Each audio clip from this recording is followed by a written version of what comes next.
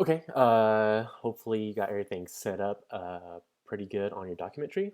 We are going to continue now to part two, which is actually doing the first part of our website. So let me go ahead and open up our Photoshop file. And I went ahead already and saved all the images that I need. So if I go in my folder real quick, my images folder, I went ahead and saved everything that I needed that needs to be saved. So about six, seven photos, not too many. Hopefully you don't have any trouble saving those. Open up my Photoshop file again. Basically, we're going to focus on each section at a time. So when I'm kind of playing this out, getting my little wireframe and my game plan going. Basically, this top section is going to be all contained in one div.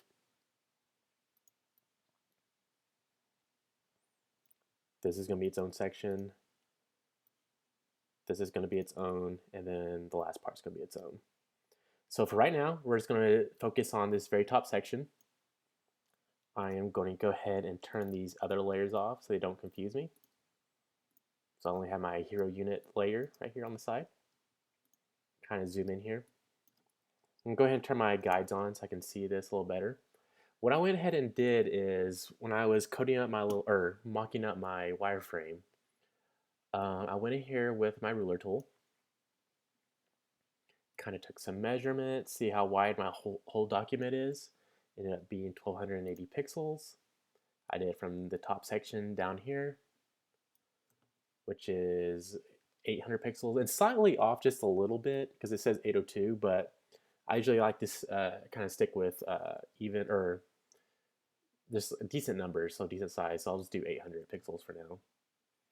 And if I notice my grids right here is the 960 framework, which we have been working off of. So I'm going to kind of keep that in mind. So I have the big one, which is 1280, and then the inside one, which is 1260. So I'm going to kind of think of those as containers. My big container, then a little bit smaller container. I'm going to keep that in mind while I code this up. Also keep in mind that basically this is going to be its own div, the logo. This section right here is going to be a H1 tag, and this little div for the button. Then we're going to have our background image. So let me go ahead and open up my brackets. We have everything set up already. I'm going to collapse the head tags. I'm going to go ahead and write my first piece of code. So I'm going to do a div. I'll make this on an ID because I want each of my sections, they're fairly important. So, and I'm only going to be using those divs once. So I'm going to turn these into IDs. So I'm going to do div-hero unit.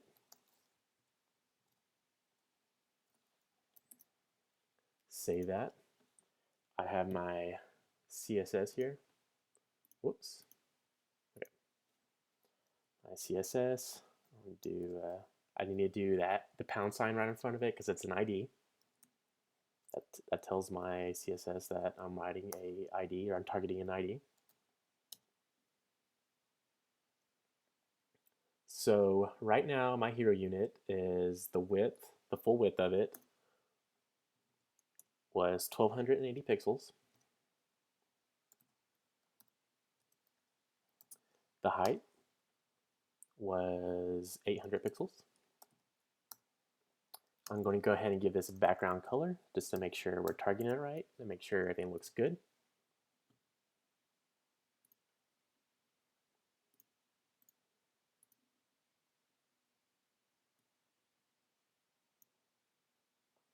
All right, we get our sizes down pretty good.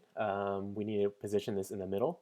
I want to wrap this around my large container first. So basically, I got to write that in my HTML. Div class. I'm going to name this one container dash 1280, basically the size of it. So it's easier to remember it when I'm referencing this in my CSS or when I'm reading it in my HTML. So we want my hero unit to be wrapped in this container dash 1280. We save that and we preview it. Obviously, it's going to do nothing because we haven't targeted it with our CSS yet.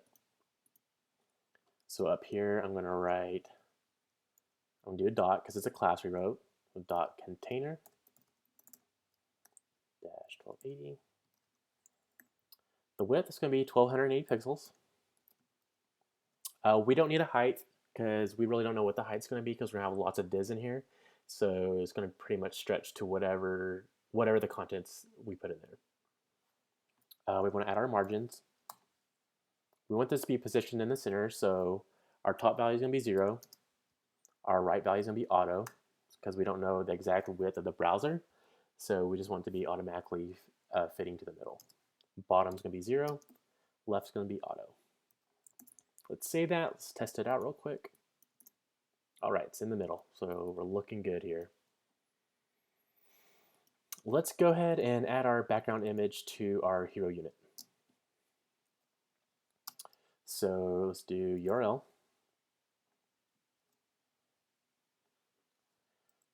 Parentheses and our quote marks. And let's not forget to do 2 dots because that defines the folder paths. So the first dot is our Bark App website folder. The second dot is our CSS folder. And do a / the background images is in our IMG folder. So I'm going to do IMG / the name of our picture, which I named to BG-Hero. I'm going to go ahead and save that. Let's preview this. All right, it's showing up. So everything's looking good. Now you notice I still have the color defined here on my background. I'm going to go ahead and leave that there. For example, since this hero image, it's fairly big. It's a little bit under 200 kilobytes. Basically, I'm leaving a background color there in case when this, like if this website was going live and we had a slow internet connection, it may take a little while for this picture to download. So when your user sees the website, they'll see a green background, and as soon as that picture loads, this dog appears. So it's kind of a good measure to kind of get used to that. But it's not a big deal if you don't put it. Okay, so we look like everything looks good here. Now let's go back to my mockup. Now let's start with our logo right here.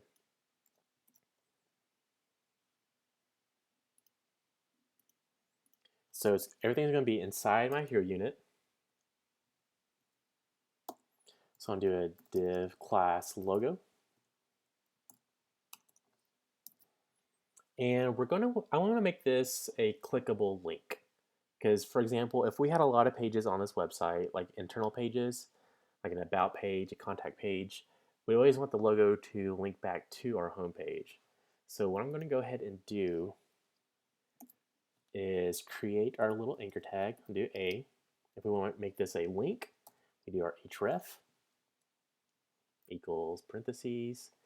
And for right now, I was going to type in index.html. That's going to be the file that we want to be redirected to. Obviously, this is the file we're working on, so it's not going to go anywhere.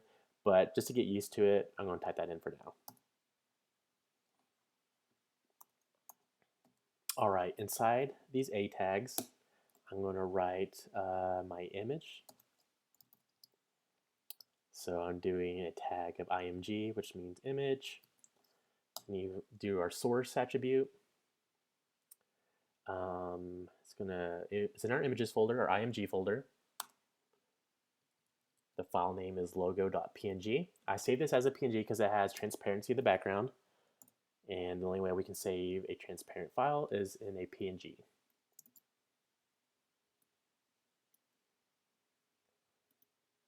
We're going to go ahead and save this. Refresh. Okay, there it is. Now, if you notice, it's all the way to the left in our mockup. It's within our 960 container. So let's go ahead and wrap that in a 960 container.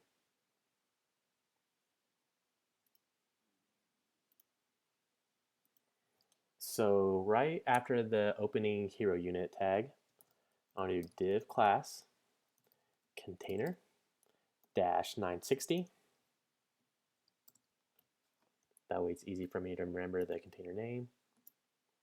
I'm writing this as a class because I'm going to be using it again over and over, and we can always use classes more than once. IDs, remember, we can only do once. Go ahead and indent this, make my code look clean. Again, it's not doing anything because we haven't defined it in our CSS. So right below this other one, I'm going to do a dot because it's a class, container dash 960. Give a width 960 pixels. Again, I'm not going to give it a height because we don't know how, we don't want to define height because there's going to be a lot of content in here. Set my margins again to make it positioned in the middle. Auto, 0, auto. Cool. Now we can see it's positioned right there. We can see the padding right there because our 960 container is inside our other container of 1260.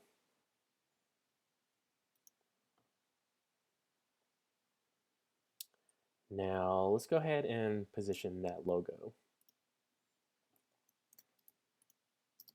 If I zoom in here, it's there's some spacing right there. I'm going to take my ruler tool, and it doesn't have to be exact, just kind of get the top of the logo. Whoops. To right there. That reads about 80 pixels. And so what I'm going to go ahead and do is add some top padding to my hero unit container. So I'm going to write padding, and I already forgot what it was. 80 pixels. So my top value is going to be 80 pixels. I don't want anything from the right, don't want anything on the bottom, nothing on the left, so all three of those are going to be 0. Don't forget your semicolon.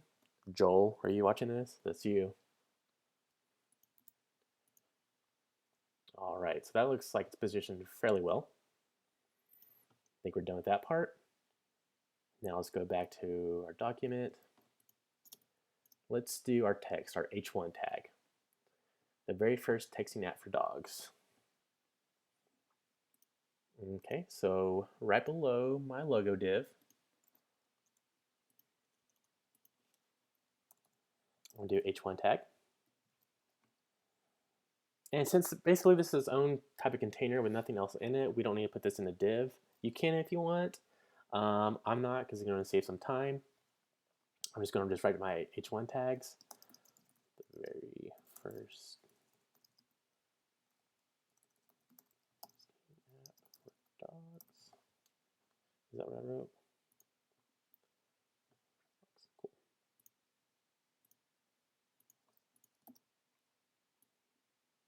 Save that. We can see it updated right there. Let's go ahead and style this.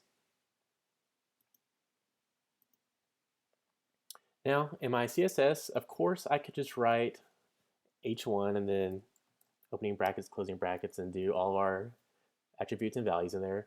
But if we had lots of H1s and I only wanted to target this one specifically, I'm going to go ahead and do that by seeing what main div it's in. So right now, we notice it's in my div of ID hero unit. So right before my H1 in my CSS, I'm just going to do ID hero-unit, do a space, then H1. That means I'm only targeting that H1 that's inside the hero unit div. So let's define the font family. Do Helvetica. Make sure to do a capital H. Get that semicolon. I want to do the font weight because I want this to be fairly thin. We have 100 through 800. 100 is the thinnest and 800 is the thickest. I'm going to do 100. My font size, I went ahead and pre-measured it. I think I did. It's 60 pixels.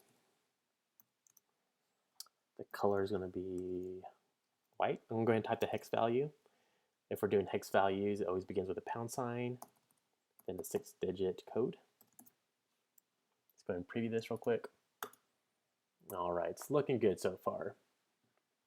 If we look on our mockup, we have some breakpoints.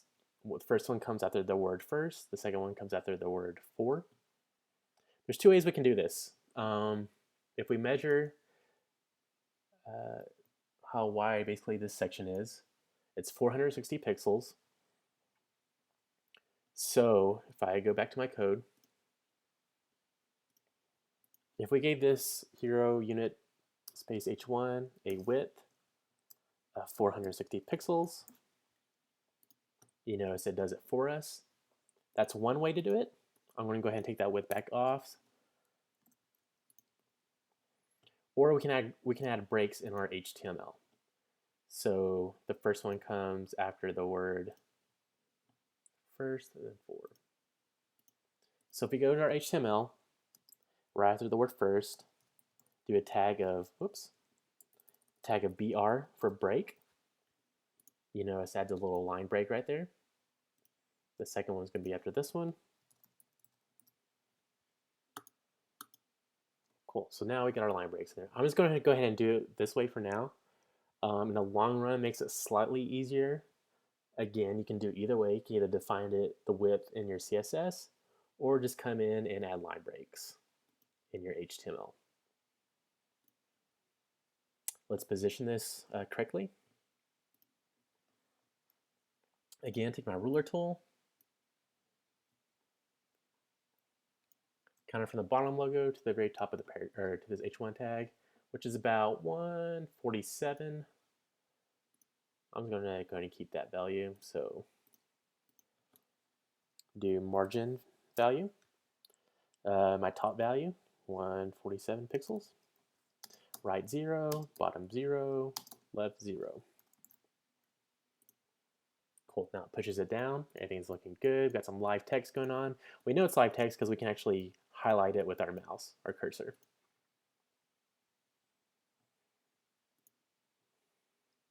Okay, we just have one more thing to do on here is add our App Store button.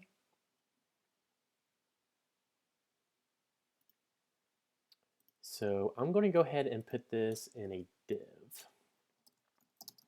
On the div class app-btn, which is short for button. Again, I want this to be a clickable link. So I'm going to do my anchor tag of href. Now, if this was a real app, we would just give a direct link to the app in the App Store, but since it isn't, we're just going to link this to the Apple Store. So I just type in the apple.com URL in there, close it. In between my A tags, I'm going to write the actual image. Let's do image source equals, with our parentheses, img folder, and it is the button app.png. Again, this one has transparency in the background, so I saved it as a PNG. Refresh, and there it is. Let's fix those margins. Come back to my mockup, get my ruler tool, and it's about 55 pixels. So I'm going to define the div of, or the class of app-button, app.btn, should I say. I'll do a margin, 55 pixels from the top, 0 from the right, 0 from the bottom, 0 from the left. Cool. Oops, I accidentally clicked on the link, but we know it works. Refresh. Cool, everything looks good. So basically, it's looking exactly like our mockup so far. I'll put it side by side.